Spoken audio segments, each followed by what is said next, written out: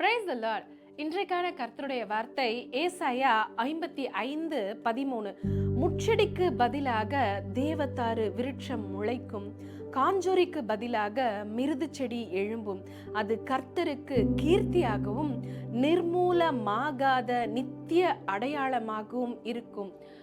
பாருங்க, நம்மளுடைய வாழ்க்கையில நிறைய நெகட்டிவ்ஸ், நிறைய நன்மை இல்லாத காரியங்கள், பல தீமையான காரியங்கள், பல கசப்பான காரியங்கள், இதெல்லாம் தொடர்ந்து நடந்துகிட்டே இருக்கும் பொழுது நமக்கே வாழ்க்கை வெறுப்பா இருக்கு. ஆனா இந்த வசனத்துல நம்ம பார்க்கிறோம், முச்செடிக்கு பதிலாக தேவதாரு விருட்சம் முளைக்கும், காஞ்சோரிக்கு பதிலாக மிருது செடி எழும்பும் அப்படின்னு சொல்லி பார்க்கிறோம். முட்செடி என்பது எதற்குமே பயனில்லாத ஒன்று.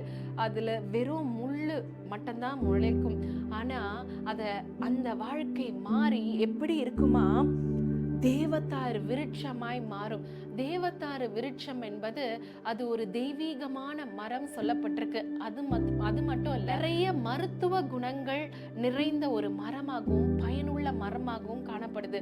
நம்மளுடைய வாழ்க்கை, வறட்சியான வாழ்க்கை, இதெல்லாம் மாறி பயனுள்ள ஆசீர்வாதமான வாழ்க்கையா மாறும் அப்படின்னு தான் இந்த வசனம் குறிப்பிடுகிறது.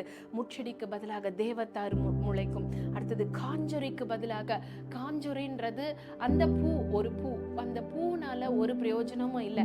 ஆனா அடுத்ததா சொல்லப்பட்டிருக்கு, காஞ்சோரிக்கு பதிலாக மிருது செடி எழும்பும் அப்படின்னு சொல்லி போட்டிருக்கு. அந்த மிருது செடியிலிருந்து வர பூ பயங்கர ஸ்பெஷலானதான். வெட்டிங்ஸ், அந்த மாதிரி ஸ்பெஷல் அக்கேஷன்ஸ்ல யூஸ் பண்ற பயங்கர காஸ்ட்லியான ஒரு பூ தான் இது. அப்போ நம்மளுடைய வாழ்க்கை இப்படி வறட்சியான, ஆசீர்வாதமா இல்லாத நிலைமையிலிருந்து மாறி செழிப்பான, ஆசீர்வாதமான வாழ்க்கையா மாறும் அப்படின்றதாங்க இந்த வசனம் நமக்கு குறிப்பிடுது.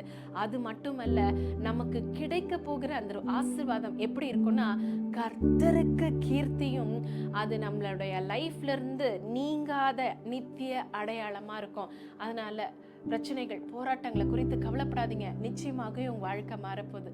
God bless you all.